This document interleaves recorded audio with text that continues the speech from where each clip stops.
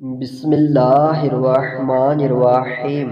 الصلاۃ والسلام علیک یا رسول اللہ۔ السلام علیکم ورحمۃ اللہ وبرکاتہ۔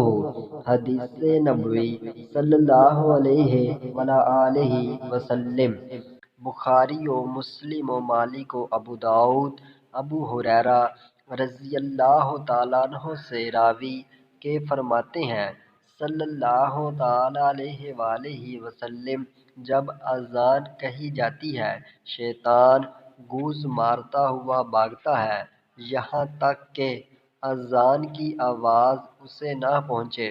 جب اذان پوری ہو جاتی ہے چلا آتا ہے، پھر جب اقامت کہی جاتی ہے بھاگ جاتا ہے، جب پوری ہو لیتی ہے آ جاتا ہے اور خطرہ ڈالتا ہے، کہتا ہے فلاں بات یاد کر، فلاں بات یاد کر، وہ جو پہلے یاد نہ تھی، یہاں تک کہ آدمی کو یہ نہیں معلوم ہوتا کہ کتنی پڑھی۔